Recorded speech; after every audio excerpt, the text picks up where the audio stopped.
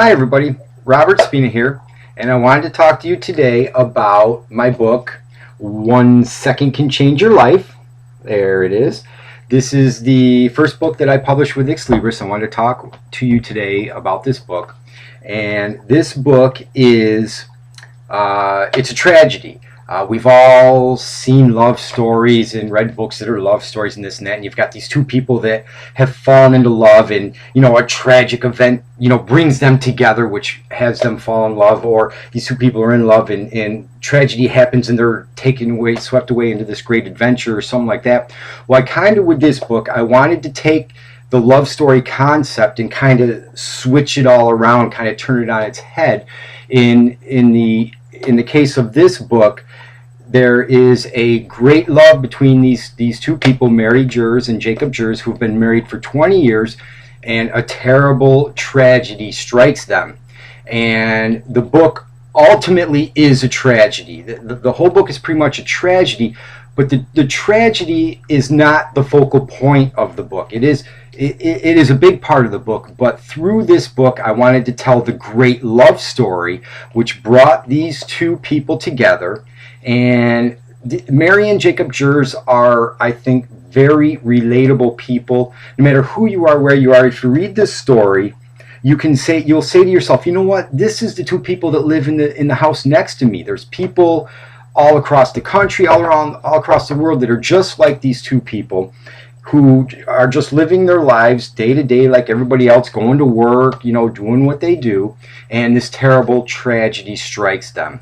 And what I wanted to do with this book is tell a great love story through tragedy. So although a tragedy has happened, Mary has lost her husband. He's not gone, he's there. He becomes mentally handicapped, and Mary, she's completely in love with Jacob. She doesn't want to lose him. She doesn't want to give him up. And people are telling her, Mary, Jacob needs 100% of the time attention. He needs to be put in a home somewhere. And Mary's in denial. She doesn't want to hear this. She doesn't want to know this. She brings Jacob home. She wants to take care of him. She wants to be with him. She doesn't believe that her husband isn't coming back. And while all this is happening to Mary, and very, just a heartbreaking situation she's in, she's always remembering what Jacob did to make her fall in love with her. She's remembering how Jacob could cheer her up, how, she just loved talking with him. She loved eating dinner with him. She just loved her life with him, and she can't give him up. And as she's realizing how difficult it is for her to take care of him, she's always remembering the love that she loved about him, and what was so special about him, and what was so special about their relationship. And when you read this book, I wanted people to think about the things in their life, because everybody has somebody special in their life that only they and their special significant other, there's things that happen in their life that only they know about, that's very special to them, and that's what grounds them together. That's what makes those two so strong. And through this love story, Mary remembers the things that made them so strong and made them so glued together. And it is fiction, it's all made up, but it's a great love story with a great tragedy. A very bad accident happens, and there's a lot of drama surrounding this accident. It tears a town apart. There's not a lot of people, but a good amount of people that are involved in what happens here, and there's a good deal of drama. I mean, this book has there's a lot of heartbreaking things in here. You definitely want to get a box of Kleenex, because you'll be crying, but there's great beauty in here. You're going to be crying over the sadness and over the happiness, because there's very beautiful joy in here. There's a lot of drama with the characters in here. There's some things, twists and turns in here that you can't see coming. You can't expect it. I go into the hospital scene, the morgue scene, the court scene, and there's 5 or 6 immediate families that are directly involved in what happens here. But mainly it's about Mary and what's happening to her, and the struggles that she faces and the very traumatic times that she is in. I want to read an excerpt from this book for you.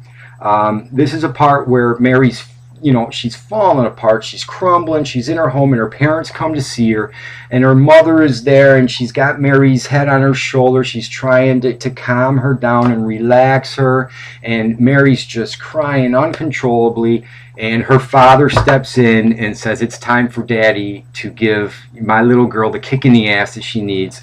So this is one little scene that I want to read a little excerpt for you. Nothing long here. This is where Mary is with her parents, and her father steps in to give Mary the boost that she needs to get her life back in order. Mom, I have all these bills and more keep coming. I'm not getting enough help. I'm going to lose the house and everything. I don't know what to do, Mary cries on her mother's shoulder.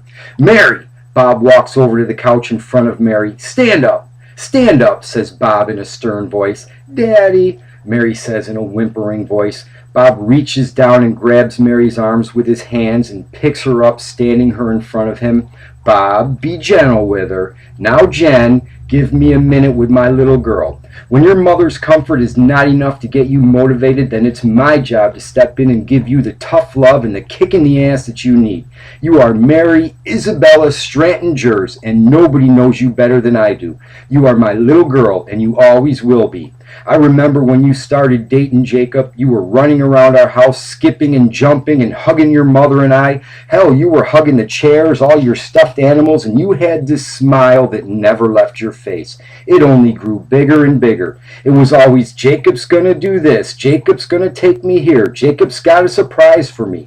Jacob always had me at a disadvantage because there is nothing I love in this world more than my wife and my little girl. I knew right from the day you started seeing Jacob that my little girl was completely 100% in love with Jacob, and he has never let any of us down. I know my little girl, and my little girl is not a whiner. She is not a crier. She is not one to mope around and do nothing. My little girl is a doer. Now you listen to me, and you listen good. Life is not easy. Sometimes it's very difficult. Sometimes it's downright cruel. And when times are tough, my little girl faces them head on and charges right through them. Jacob needs you now more than ever, and your mother and I don't have all the answers. It's time for you to get off your ass and start doing the things you need to do to get your life organized. So this is Mary's father stepping in, picking her up, standing her up, facing her forward and saying, Mary, you're my little girl, charge forward, do what you got to do. And that's a great little scene where you can see Mary's got the support of her family. And it's a very, very difficult situation that Mary is in here. Like I said, she's in denial. She doesn't want to give up her husband. And through this tragedy, she's always remembering. She remembers what Jacob did in high school to woo her and make her his girl. She remembers the tough times that she herself had. She has a situation with her body where she doesn't realize till later in life she is unable to have a baby, and she's scared to death she's going to lose Jacob, and Jacob sets her straight, and there's nothing in the world he wants more than her. He's always there to comfort her. He's always there to support her. And through some of the difficult times Mary had, where Mary did some hurtful things to Jacob, he was always there for her. He did everything for her. She was his love, and she loses him.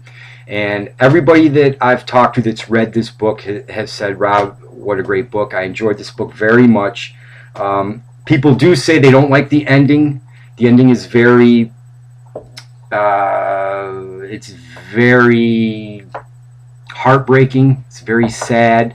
But there could be no other ending. The end of the book had to be what it is. It's a great read. Like I said, it's a tragedy. It's got a great love story in there. And for the people that read it and tell me they really liked it, thank you very much. I hope you all check this out and check out all the books at the Robert Spina Book Collection. I'm on Amazon. I'm on Barnes & Noble. Of course, I am at the Ex Libris webpage, my publisher. You can find my books anywhere. You can check me out on Facebook. I hope you all enjoy this book and all my books very much. Thank you very much. We'll see you next weekend with another book. Thank you.